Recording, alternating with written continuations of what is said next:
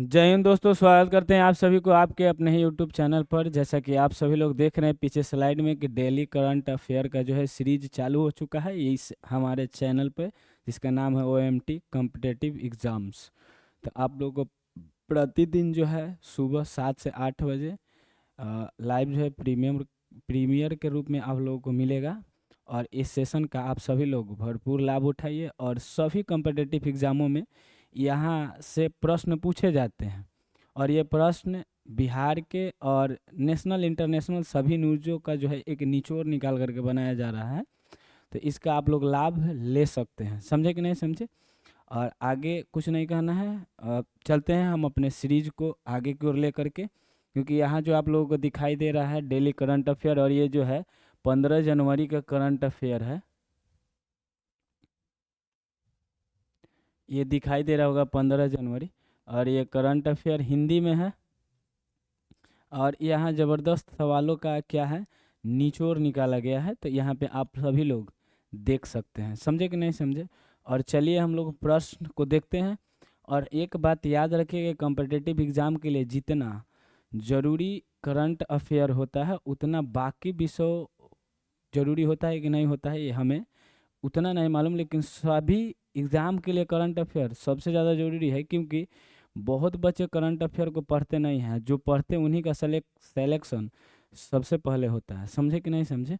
तो चलते हैं हम लोग अपने सीरीज को आगे बढ़ाते हुए। चलते हैं यहाँ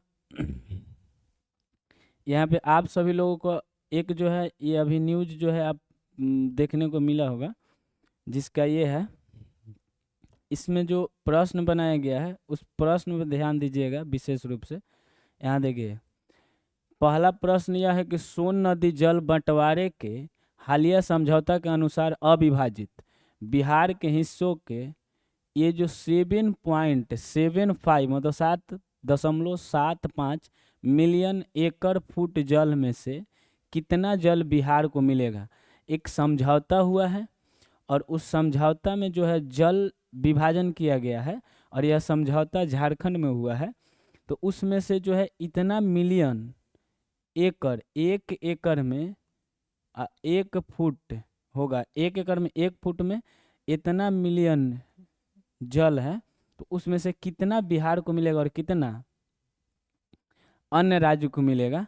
तो इसमें से बिहार को मिलना है कितना, 5.75। कितना मिलना है, 5.75 न तो 5.75। और इसमें से यदि हम घटाते हैं तो बच जाता है कितना, 2.00। और ये जो है किसको मिलने वाला है, तो झारखंड को मिलने वाला है। किसको मिलने वाला है, झारखंड को। समझे कि नहीं समझे? अब इसके बारे में हम लोग थोड़ा विस्तार से जानकारी प्राप्त कर लेते हैं। अब यहाँ देखिए, यहाँ दिखाया गया है,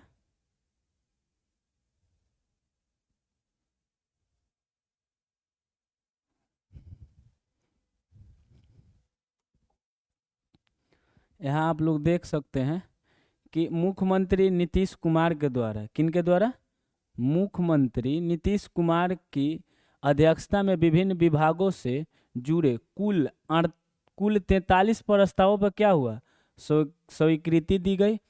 और इस बैठक में सोन नदी जल बंटवारे के विवाद को सुलझाने के लिए बिहार और झारखंड के बीच सहमति को क्या दी गई, मंजूरी दी गई।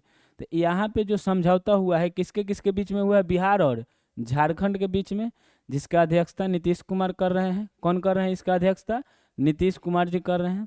दरअसल क्या है कि 1973 में हुए वान सागर समझौता, तो वान सागर समझौता किसके किसके बीच में हुआ है, क्वेश्चन पूछ लेगा कि वान सागर समझौता कब हुआ था, तो 1973 में। और किसके किसके बीच, मध्य प्रदेश और बिहार के बीच में हुआ था। इसमें अविभाजित बिहार को जो है 7 पॉइंट कितना, 75 मिलियन एकड़ फुट जल आवंटित हुआ था। लेकिन वर्ष 2000 में देखिए, 1973 में जब मध्य प्रदेश से बंटवारा हुआ तो मध्य प्रदेश से बिहार को हिस्सा मिला 7.75 मिलियन एकड़ फुट जल। अब जब 2000 में बंटवारा हो गया झारखंड का बिहार से 15 नवंबर 2000 को जो है झारखंड बिहार से अलग हो गया। अलग होने के बाद उसी जल में से जब झारखंड का बंटवारा हुआ और बिहार और झारखंड के बीच में अभी बंटवारा हुआ, तो 2 मिलियन एकड़ फुट जल किसको मिला? झारखंड को। और 5.75 मिलियन किसको मिला है? तो बिहार को मिला है, जो अभी इस समझौता के तहत बात किया जा रहा है। तो याद रखिएगा कि वान सागर समझौता 1973 में हुआ था।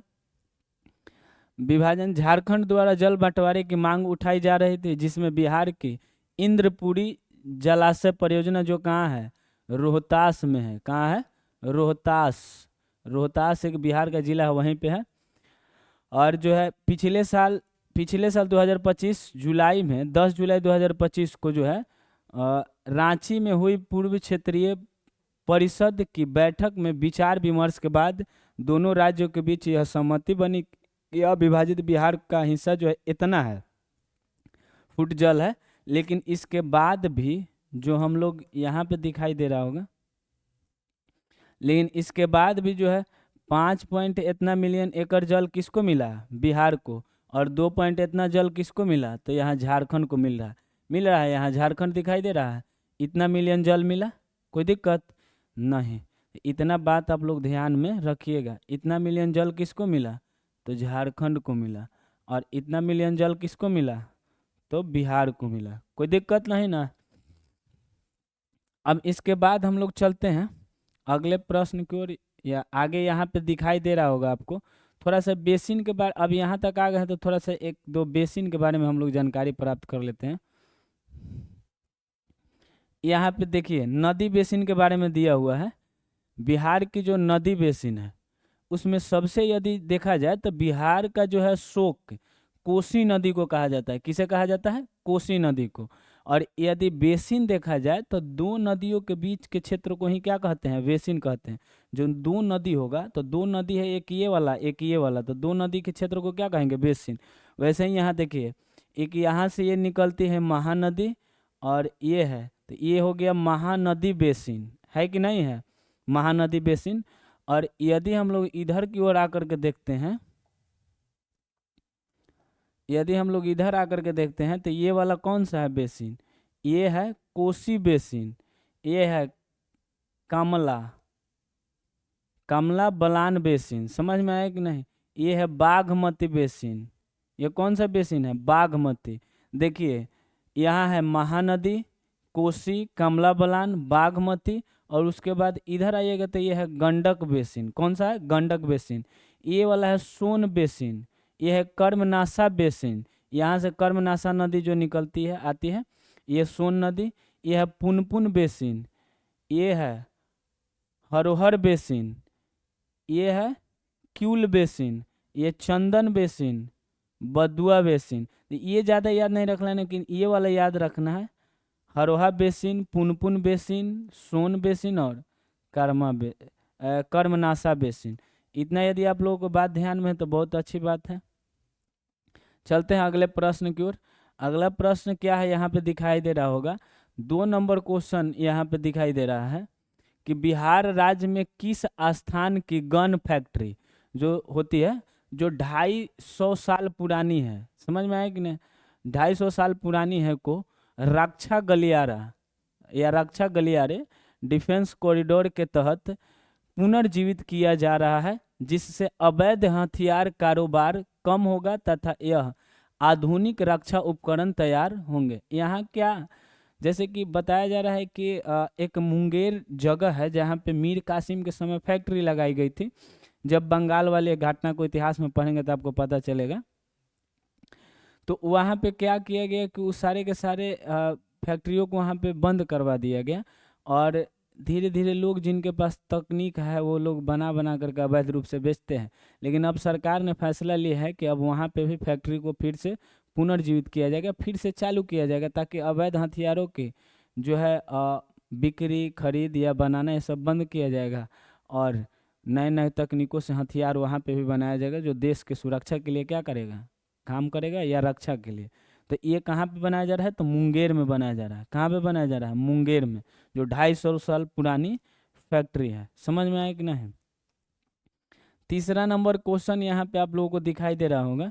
तीसरा नंबर क्वेश्चन है कि मेजर स्वाति शांता कुमार, जिन्होंने हाल ही में संयुक्त राष्ट्र सेक्रेटरी जनरल अवार्ड 2025 से सम्मानित किया गया, जिन्हें के इनको क्या किया गया, देखो यहाँ मेजर स्वाति शांता कुमार को जो है संयुक्त राष्ट्र संस्था के जो है एक सेक्रेटरी जनरल अवार्ड जो होता है जिसे आवंटित किया जाता है उसी के द्वारा, तो 2025 के लिए इन्हें सम्मानित किया गया है। तो यहाँ पूछ रहा है क्वेश्चन क्या कि बताइए कि वर्तमान में वे किस देश के यूएन मिशन के तहत तैनात हैं, या यूनाइटेड नेशन मिशन में किस देश में वह तैनात है अभी वर्तमान में, तो वे हैं दक्षिणी सूडान में। कहाँ है? दक्षिण सूडान में।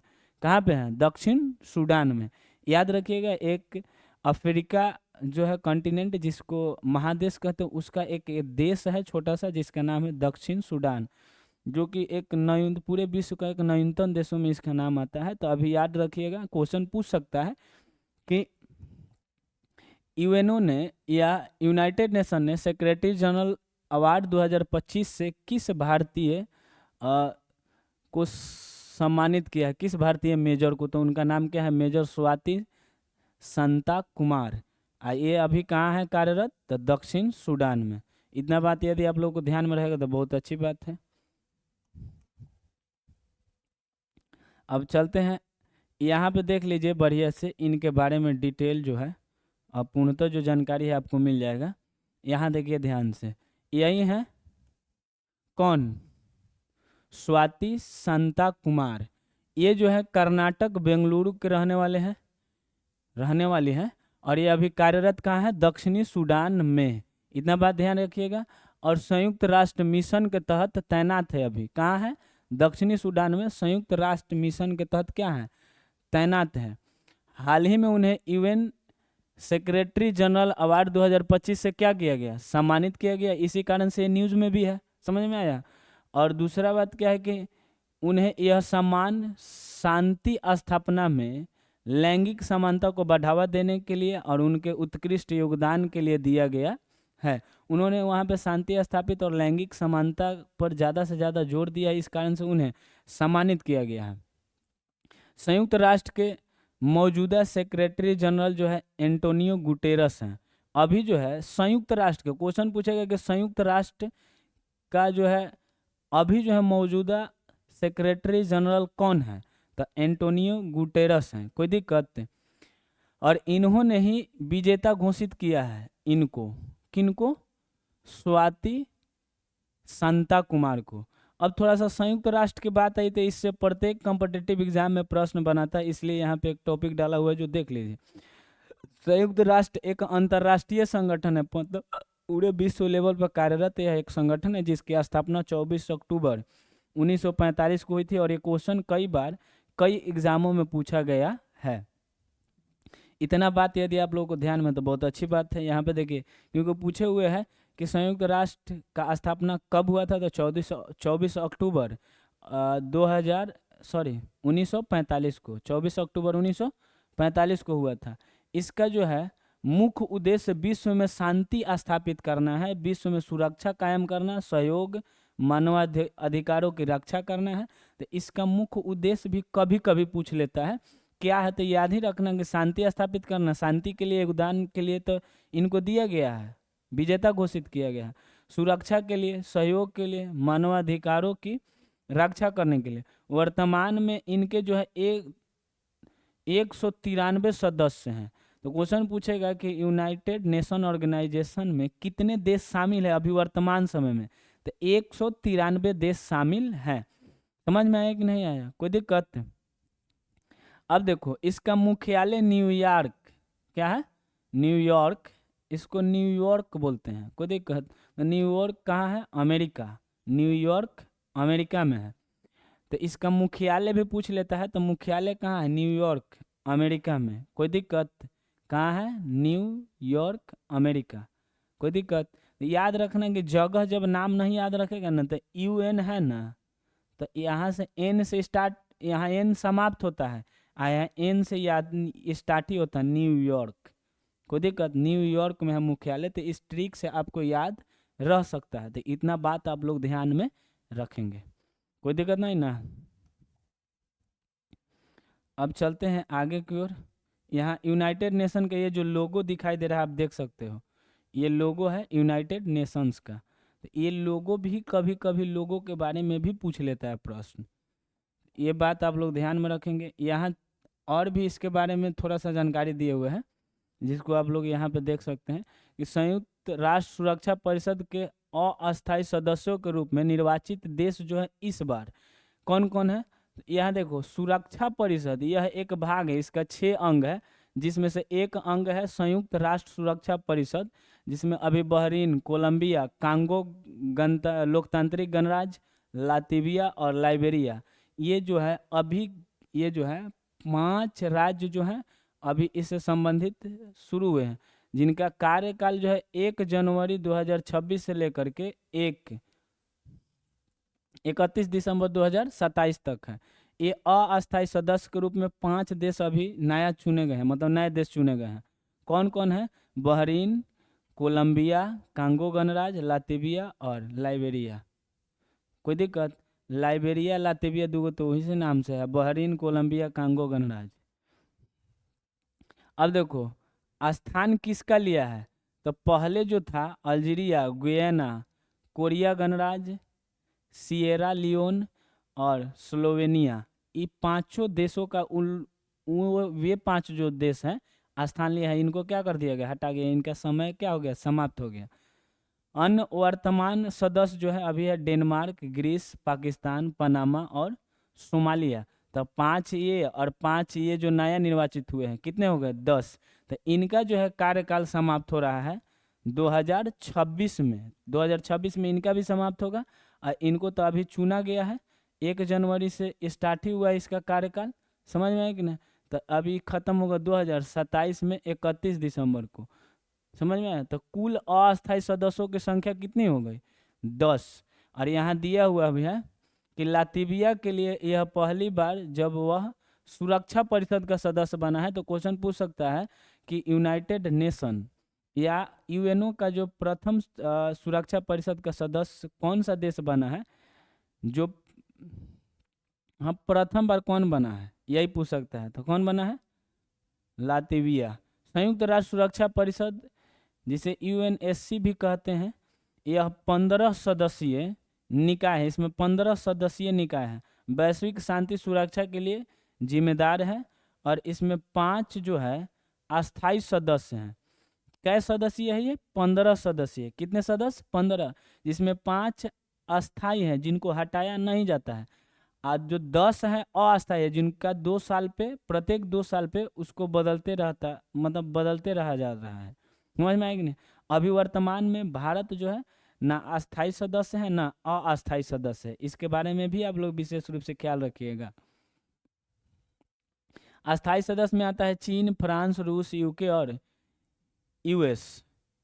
और अस्थायी सदस्य के तो नाम बता ही हैं। अस्थायी सदस्य संयुक्त राष्ट्र महासभा द्वारा 2 साल के कार्यकाल के लिए चुने जाते हैं। और ये कितने साल के कार्यकाल के लिए चुने जाते हैं, तो 2 साल के लिए। और संयुक्त राष्ट्र महासभा के द्वारा इनको चुना जाता है। चुनाव भी किनके द्वारा किया जाता है, संयुक्त राष्ट्र महासभा के द्वारा। अब यहाँ पे देखिए, यहाँ पे जो है क्वेश्चन पूछ रहा है कि टेलीविजन सीरीज में बेस्ट सपोर्टिंग मेल एक्टर का गोल्डन ग्लोब पुरस्कार जो 83वां संस्करण 11 जनवरी 2026 को हुआ है, जीतने वाले सबसे युवा विजेता कौन बने हैं। तो युवा विजेता बनने वाले कौन है, ये हैं ओवेन कपूर, इंग्लैंड के। इनका नाम क्या है, ओवेन कपूर, जो इंग्लैंड के हैं। कहाँ के हैं, ओवेन कपूर नाम है, इनका घर कहाँ है, इंग्लैंड है।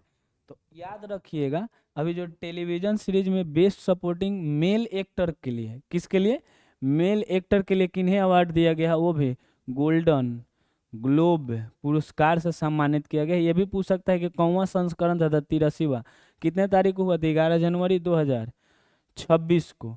और कौन थे, तो ओवेन कपूर, इंग्लैंड के रहने वाले हैं। अब इस पुरस्कार से संबंधित जो भी है यहाँ पे सूची दिया हुआ है, देख सकते हैं, यही है, यहाँ पे दिखाया गया है। अब सर्वश्रेष्ठ फिल्म ड्रामा हैमनेट है।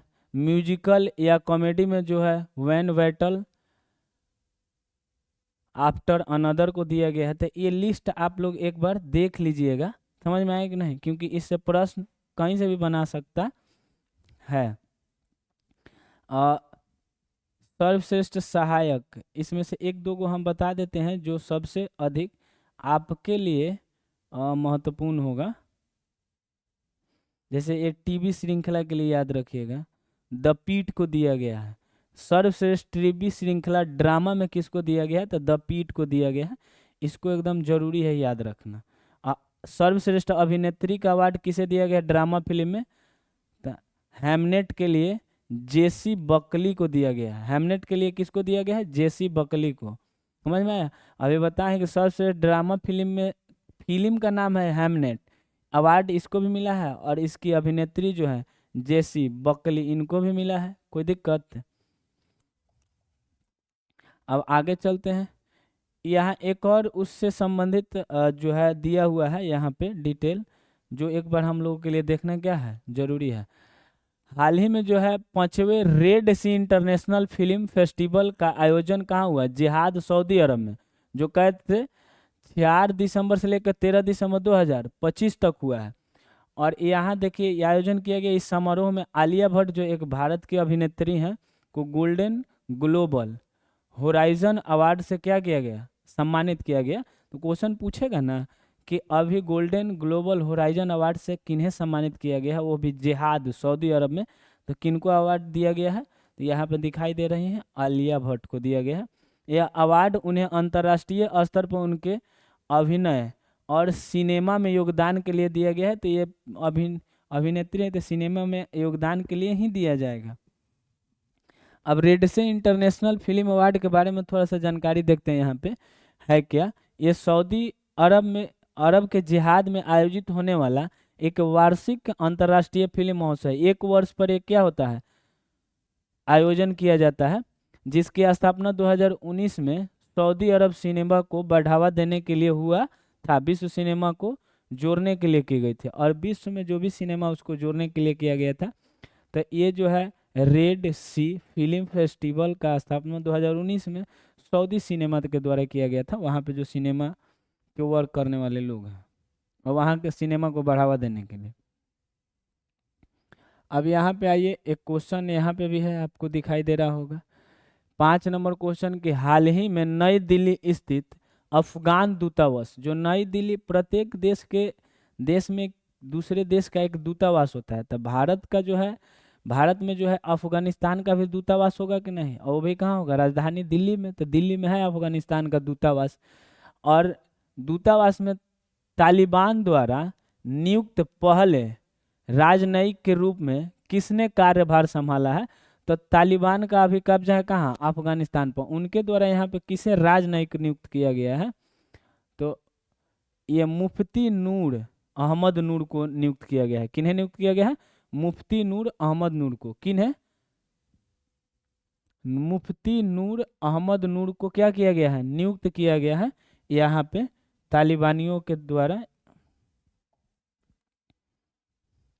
अब यहाँ देखिए, तालिबान एक रूढ़िवादी इस्लामिक राजनीतिक और धार्मिक गुट है। ये कोई देश नहीं है, कोई जाति नहीं है, बल्कि ये क्या है, इस्लामिक राजनीतिक गुट है। समझ में आया, इस्लाम धर्म के मानने वाले।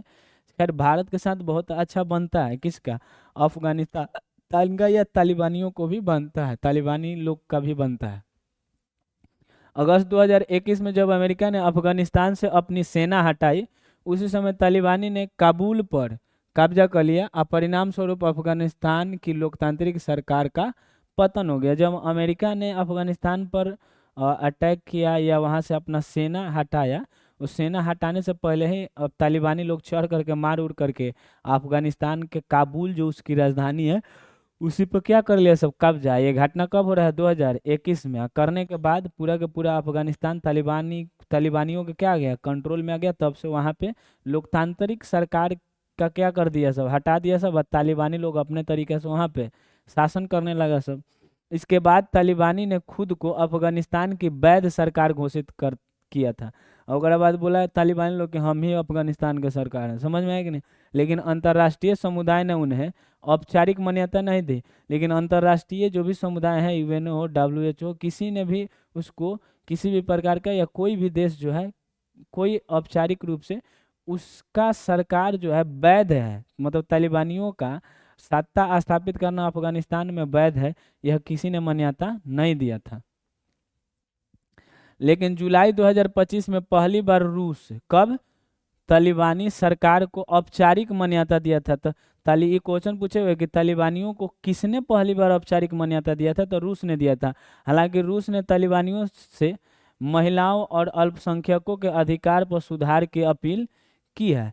अभी जो है रूस ने अपील किया कि कम से कम महिलाओं का जो अधिकार है उनके, मतलब थोड़ा बुरखा उर्खा पहिर करके नहीं नहीं ढक के चलने पर गोलियां मार देता है। समझ में आया कि नहीं?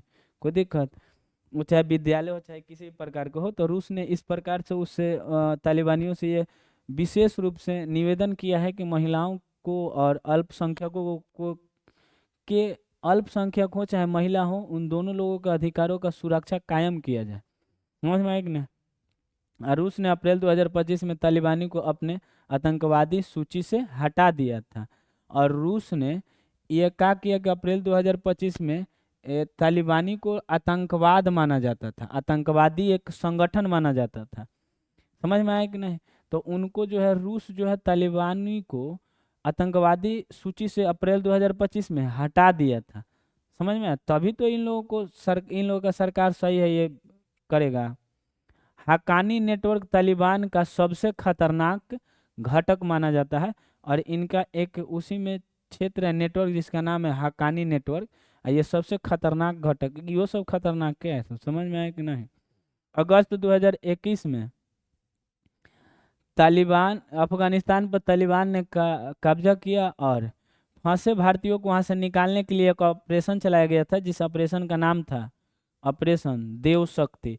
तो जब 2021 में तालिबानियों ने अफगानिस्तान पर कब्जा किया तो वहाँ जो भारतीय फंसे हुए थे उनको वहाँ से भारत लाने के लिए एक ऑपरेशन चलाया गया था, जिस ऑपरेशन का नाम था ऑपरेशन देव शक्ति। जिसका नाम क्या था? ऑपरेशन देव शक्ति, जो यहाँ पे आप लोगों को दिखाया गया है। और 2021 में कब्जा किया था, अगस्त 2021 में, ये भी याद रखिएगा। समझे कि नहीं समझे? क्योंकि ये बहुत ज़्यादा जरूरी है।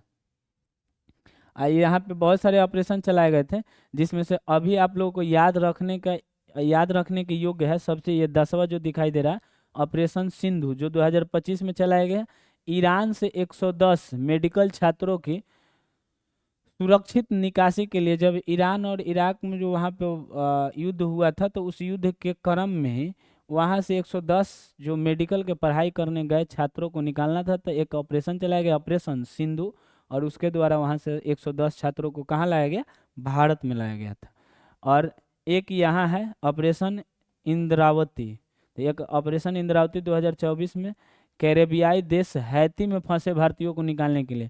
तो कैरेबियाई एक देश है जिसका नाम है हैती, वहाँ से जो भारतीय फंसे थे उनको निकालने के लिए चलाया गया था ऑपरेशन इंद्रावती, जो 2024 में चलाया गया था। तो सबसे ज़्यादा महत्वपूर्ण जो है ये नीचे वाला ऑपरेशन सिंधु, जो ईरान से निकालने के लिए, देखिए इराक नहीं, ईरान से 110 मेडिकल छात्रों को निकालने के लिए यह ऑपरेशन चलाया गया था। तालिबानी के बारे में हम मोटा मोटी सारा के सारा बात बता दिए हैं, और इसके बारे में ज़्यादा जानकारी लेने की ज़रूरत नहीं है। अब यहाँ आ जाइए, क्वेश्चन यहाँ पे है, देखिए यहाँ विश्व आर्थिक मंच, वर्ल्ड इकोनॉमिक फोरम 2026 की वार्षिक बैठक। तो विश्व आर्थिक मंच का जो है ये वार्षिक बैठक हुआ के संदर्भ में निम्नलिखित कथन पर विचार कीजिए। यह निम्नलिखित कथन दिया हुआ है, बोल रहा है कि आप विचार कीजिए कि इसमें से कौन सा सत्य है और कौन सा असत्य है। क्योंकि कई बार ऐसा स्टेटमेंट वाला ही क्वेश्चन करंट अफेयर में पूछा जा रहा है, इसका नया ट्रेंड चला है। समझ में आया कि नहीं? तो इसलिए आप लोग इस बात पे विशेष ख्याल रखिएगा कि क्वेश्चन चाहे जैसा भी पूछे हमें बना करके आना है। समझे कि नहीं समझे?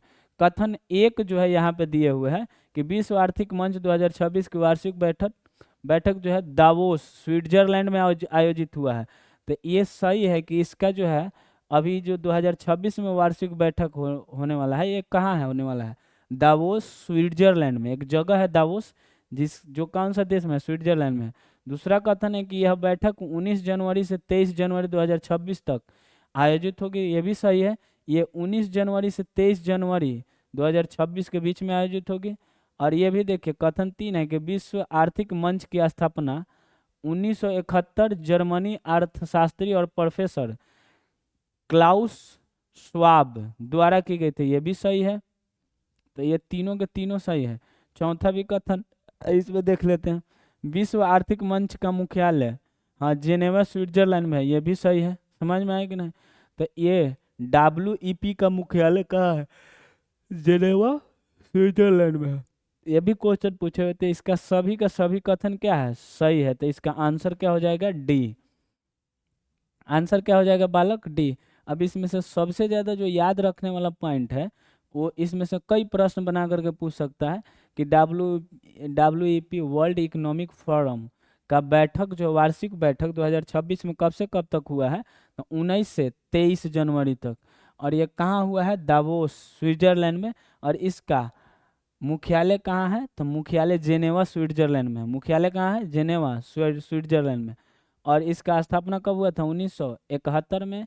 और इसके क्लाउस श्वाब प्रोफेसर थे, जो एक जर्मनी के थे और अर्थशास्त्री भी थे, उन्होंने ही किया था। अब यहाँ पे एक 7 नंबर क्वेश्चन है, ये एक अभी न्यूज में है अभी ये, जिसका नाम है अरालम या अरलम को आधिकारिक तौर पर किस राज्य का पहला तितली अभयारण्य या बटरफ्लाई सेंचुरी घोषित किया गया है? तमिलनाडु, कर्नाटक, केरल या आंध्र प्रदेश का? इसका सही उत्तर क्या हो जाएगा? केरल। ये केरल राज्य का एक अभयारण्य है, जिसको क्या कहते हैं, किसी, देखो, किसी खास जीवों की सुरक्षा के लिए जो क्षेत्र मतलब सुरक्षित किया जाता है, उसे अभयारण्य हम लोग कह सकते हैं। समझ में आया कि नहीं आया? और ये बटरफ्लाई तितली के लिए क्या है? तितली के लिए ये अभी सुरक्षित किया गया है, जो केरल का पहला तितली अभयारण्य है। कहाँ का है? केरल का पहला तितली अभयारण्य है। तो इस बात पे हम लोग विशेष ख्याल देते हुए चलेंगे। समझे कि नहीं समझे? याद रखिएगा कि अरलम, अरलम जो है यहाँ पर दिए हुए कि अरलम को आधिकारिक तौर पर केरल राज्य का पहला तितली अभयारण्य घोषित किया गया है। क्वेश्चन पूछेगा कि केरल राज्य का पहला तितली अभयारण्य किसे घोषित किया गया है? तो किसे किया गया है? अरलम को किया गया है। किसे किया गया है? अरलम को किया गया है। ये बात ध्यान में रखिएगा। ये कहाँ है? पश्चिमी घाट में। ये केरल के एक जिला है जिसका नाम है कन्नूर। किस जिला में है? केरल के कन्नूर जिले में है। ये बात याद रखिएगा। यह भारत का पहला पूरी तरह से तितलियों को समर्पित सुरक्षित क्षेत्र है, जो 266 से अधिक प्रजातियां पाई जाती है। और यहाँ केरल के लगभग 80% मतलब 80% तितली प्रजातियां पाई जाती है। इतना बात ध्यान में रहेगा तो कोई दिक्कत नहीं है। अब अरलम वन्य जीव अभयारण्य मतलब वाइल्ड लाइफ सेंचुरी का नाम बदल करके अरनम तितली अभयारण्य रख दिया गया, मतलब बटरफ्लाई सेंचुरी रख दिया गया। पहले वाइल्ड लाइफ सेंचुरी था, मतलब वन्य जीव अभयारण्य था। अरलम वन्य जीव अभयारण्य अभी क्या हो गया? ये तितली के लिए संरक्षित हो गया। अब भारत में सबसे अधिक तितली प्रजातियां लगभग 600 कहाँ पाई जाती है? तो अरुणाचल प्रदेश में। तो ये भी क्वेश्चन पूछ सकता है कि भारत में सबसे अधिक तितलियों की प्रजाति कहाँ पे पाई जाती है? अरुणाचल प्रदेश में। कितनी प्रजातियों की संख्या है? तो लगभग 600। समझ में? यहाँ केरल में कितनी प्रजातियों की बात की है? अरलम जो है तितली अभयारण्य में तो 266 है। समझ में आया कि नहीं? याद रखिएगा। अब ये पश्चिमी घाट, जो वहाँ पे एक समांतर भारत के पश्चिमी घाट में पर्वत श्रृंखला है, उसी का नाम है, जो गुजरात, महाराष्ट्र, गोवा, केरल, कर्नाटक, तमिलनाडु से लेकर के 6 राज्यों तक फैला हुआ है। और ये लगभग लगभग कितना किलोमीटर है? तो ये 1600 किलोमीटर तक फैला हुआ है। जैसे कि ये भारत जो है ना, भारत, तो भारत के ये पश्चिमी राज्य देखोगे ना, तो पश्चिमी राज्य गुजरात से लेकर के ये वाला क्षेत्र जो है, इसी को क्या कहते हैं? पश्चिमी घाट कहते हैं। समझ में आएगी ना? पश्चिमी घाट, इसका लंबाई कितना है? लगभग लगभग तो 1600 किलोमीटर है और 6 राज्यों में फैला हुआ है। इतना बात यदि आप लोगों को ध्यान में है तो बहुत अच्छी बात है। अब यहाँ देखो थोड़ा सा यहाँ पे जो डिटेल में दिए हुए है उसको, उस डिटेल को हम लोग क्या करते हैं, देख लेते हैं कि तितली ल-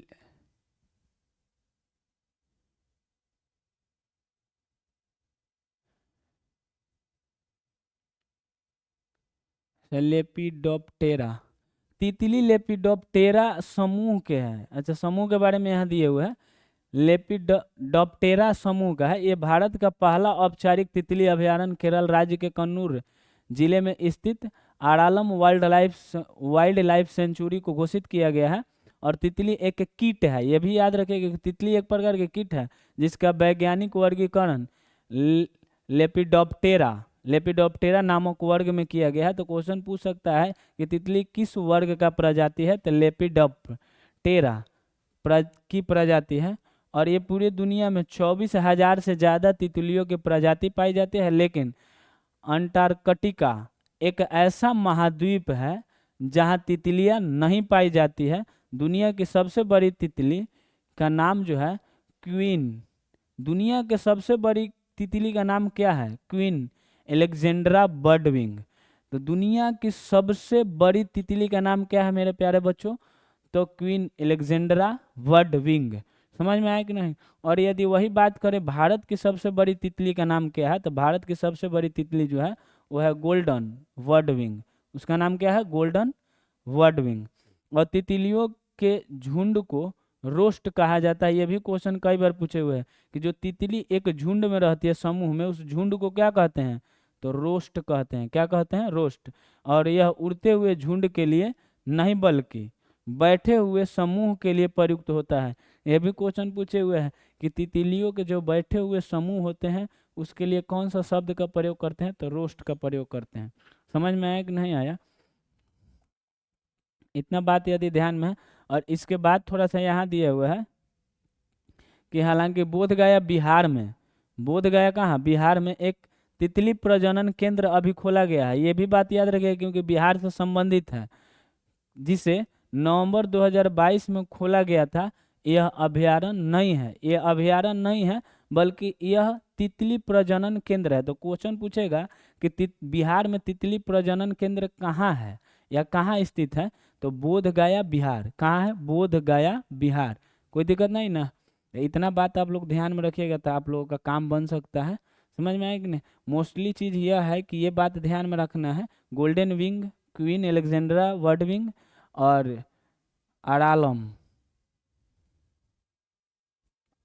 यहाँ पे भी एक प्रश्न बनाए हुए हैं जो स्टेटमेंट बेस्ड है। क्वेश्चन नंबर 8, भारत ऊर्जा सप्ताह 2026 इंडिया एनर्जी वीक 2026 के चौथे संस्करण, यहीं पे प्रश्न बना लेगा कि भारत ऊर्जा सप्ताह का कौन सा संस्करण मनाया गया, तो चौथा। से संबंधित निम्नलिखित कथनों पर क्या कीजिए, विचार कीजिए। पहला कथन यहाँ पर दिया हो कि भारत ऊर्जा सप्ताह 2026 का चौथा संस्करण 27 से 30 जनवरी 2026 तक मनाया जाएगा। समझ में आया कि नहीं। कथन 2 कह रहा है कि ये सही है, ये सही है, आयोजन किया जा रहा है 27 से 30 जनवरी तक। किसका, भारत ऊर्जा सप्ताह। तो भारत ऊर्जा सप्ताह 27 से 30 जनवरी तक क्या किया जाएगा, आयोजित किया जाएगा।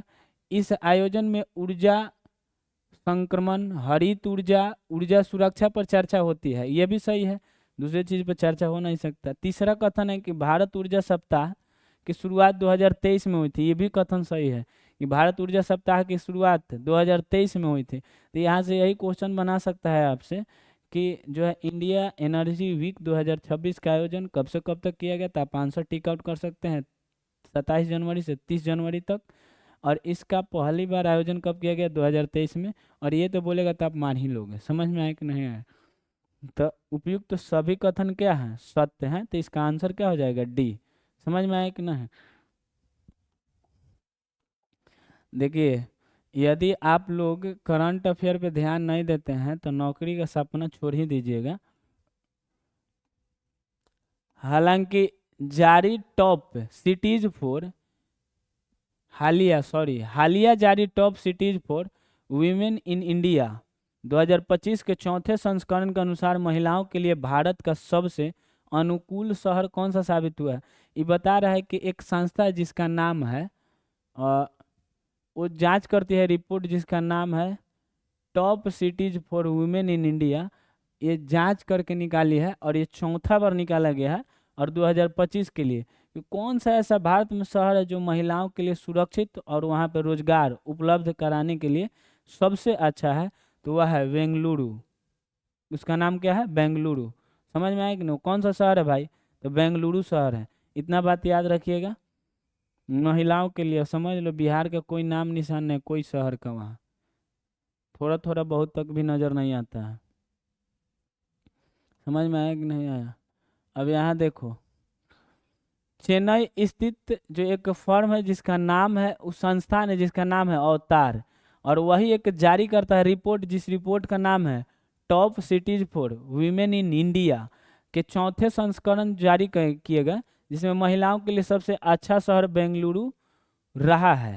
समझ में गया? इस रिपोर्ट में भारत के 125 शहरों को आंकलन किया गया, जिसमें से शीर्ष 5 शहर 2025 के लिए रैंकिंग में पहले पे है बेंगलुरु, दूसरा पे है चेन्नई, तीसरा पे है पुणे, चौथा पे हैदराबाद और पांचवा मुंबई। तो देखिए, बेंगलुरु, चेन्नई, पुणे, उसके बाद हैदराबाद और पांचवें नंबर पे मुंबई है। बेंगलुरु के बाद चेन्नई, चेन्नई के बाद पुणे, पुणे के बाद हैदराबाद, हैदराबाद के बाद मुंबई। समझ में आया कि नहीं? और इसका मूल्यांकन किया जाता है किस किस चीज़ों पर? तो देखिए ध्यान से, लैंगिक समानता कैसा है? यदि लैंगिक समानता ठीक ठाक है तो बढ़िया है। कैरियर अवसर कैसा है? समावेशी नीतियाँ, शहरी उपलब्ध सुविधा या उपलब्धियाँ वहाँ पे किस प्रकार के, इसके आधार पे यह सब देखा जाता है। और इसीलिए बेंगलुरु को भारत का आईटी सिटी या आईटी राजधानी के रूप में जाना जाता है। कोई दिक्कत? अब यहाँ पे एक और प्रश्न है आप लोगों का, 10 नंबर प्रश्न है कि महिला हॉकी इंडिया लीग 2025-26 का अभी दूसरा संस्करण आयोजित हुआ है। ये भी याद रखिएगा, कौन संस्करण है? दूसरा संस्करण है। किसका? महिला हॉकी इंडिया लीग 2025-26 का खिताब रांची बंगाल टाइगर को हरा करके, रांची बंगाल टाइगर्स जो है ये एक टीम का नाम है, किस टीम ने अपने नाम किया है? तो किस टीम ने जीता है इसमें से?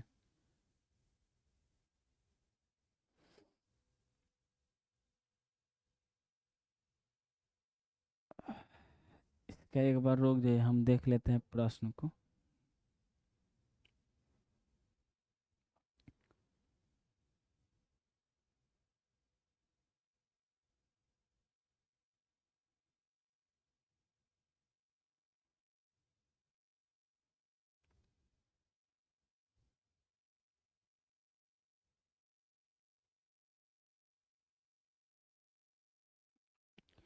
इसका सही उत्तर खैर होगा एसजी।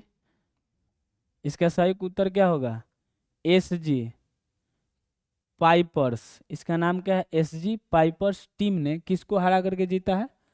तो सराची बंगाल टाइगर्स को। कोई दिक्कत? अब यहाँ चलिए आगे। यहाँ पे जो दिए हुए हैं एक बार ध्यान पूर्वक देख लीजिए। इसका आयोजन 10 जनवरी 2026 को फाइनल हुआ, जो कहाँ पे खेला गया? रांची झारखंड में। और 4 टीमों ने यहाँ पे भाग लिया था, Ranchi royals, SG pipers, JSW, Soorma hockey club और Shrachi Bengal tigers. Tournament double round robin league होता है, मतलब एक ही टीम जो है, एक टीम दूसरे टीम से 2 बार खेलेगी। समझ में आया कि नहीं? एक ही टीम दूसरे टीम से 2 बार खेलेगी, 2 राउंड खेलती है, उसी को बोलते हैं डबल रॉबिन लीग। समझ में आएगा? 2026 में फाइनल मैच हुआ है। कब? 10 जनवरी को। कहाँ हुआ है? रांची झारखंड में। प्रतियोगिता का खिताब एसजी पाइपर्स ने फाइनल में रांची बंगाल टाइगर्स को हरा करके अपने नाम किया है। महिला हॉकी इंडिया लीग का पहला संस्करण 12 जनवरी 2025 से लेकर के 26 जनवरी 2025 तक खेला गया था। कहाँ? रांची झारखंड में। और उड़ीसा वॉरियर्स ने पहली बार जीता था किसको? जेएसडब्ल्यू सुरमा को हरा करके। कोई दिक्कत नहीं ना? तो इतना बात आप लोग ध्यान में रखिएगा, कभी जीता कौन है ये? SG pipers. कहाँ हुआ है? तो रांची में।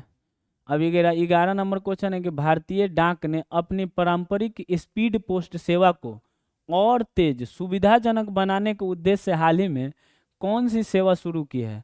Speed post 12, speed post 24, speed post 48 या उपयुक्त बी और सी दोनों? तो इनमें से कौन सी सेवा जो है भारतीय डाक ने चालू किया है? तो वो दोनों सेवा चालू किया है, स्पीड पोस्ट 24 और स्पीड पोस्ट 48। इसलिए इसका आंसर हो जाएगा उपयुक्त बी और सी दोनों। कोई दिक्कत? तो याद रखिएगा 12 नहीं है जब, बल्कि 12 और 48 है। यहाँ पे एक क्वेश्चन है, ध्यान से देखिएगा कि भारतीय नौसेना ने किस राज्य में हल्दिया का बात ये ध्यान रखिएगा, हल्दिया में एक नया नौसैनिक अड्डा या नेवल बेस स्थापित कर रही है, जो उत्तरी बंगाल की खाड़ी में समुद्री निगरानी और चीन तथा बांग्लादेश की गतिविधियों पर नजर रखने के लिए महत्वपूर्ण है। ये भारत की जो है ई वाले क्षेत्र में यहाँ पे किया जा रहा है, हल्दिया इधर है।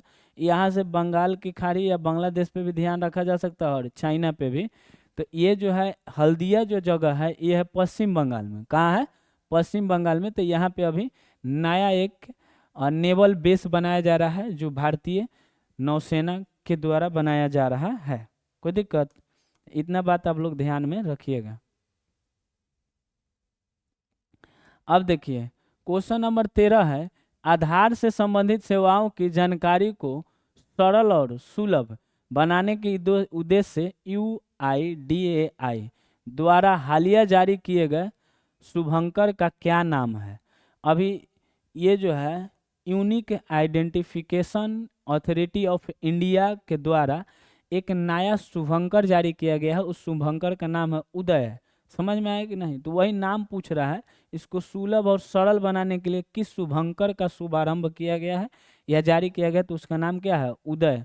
और ये आधार कार्ड के बारे में है और किससे संबंधित क्वेश्चन आपसे पूछ सकता है। समझ में आया कि नहीं? देखिए यही है उदय का फोटो, ये हमें उदय, ये हमें उदय। समझ में आया कि नहीं? हो जाले उदय।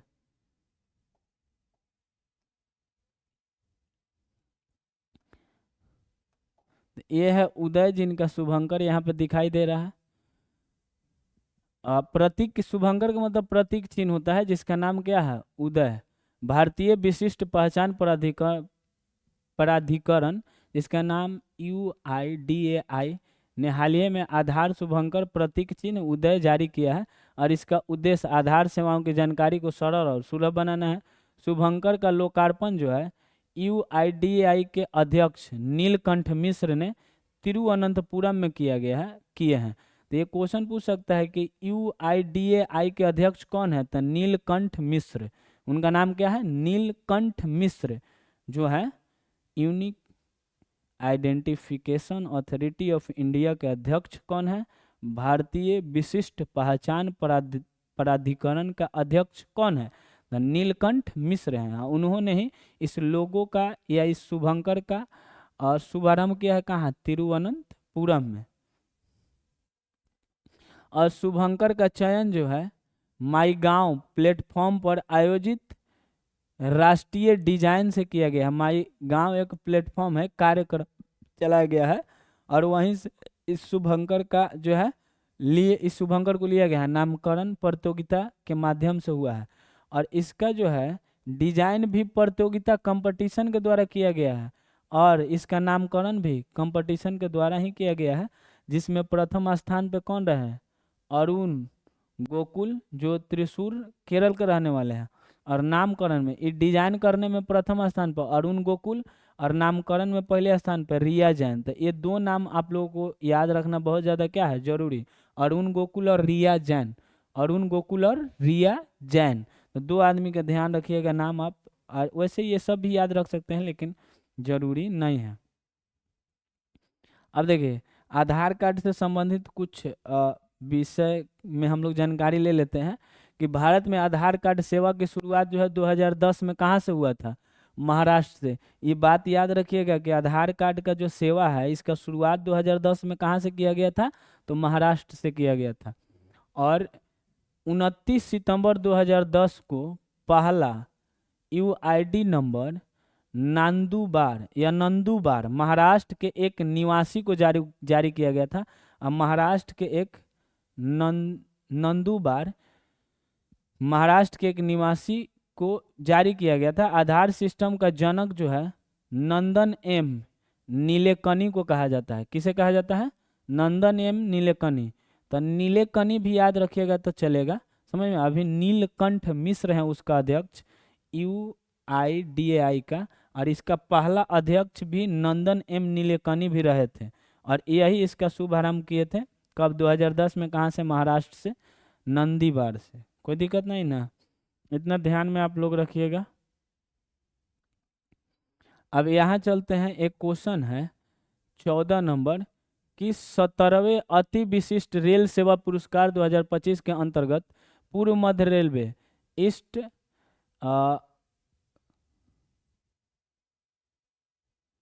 पूर्व मध्य रेलवे हाजीपुर के कितने रेल कर्मियों को सम्मानित किया गया है? तो कितने को किया गया है? तो 5 रेल कर्मियों को क्या किया गया है? सम्मानित किया गया है। समझे कि नहीं समझे? याद रखना है।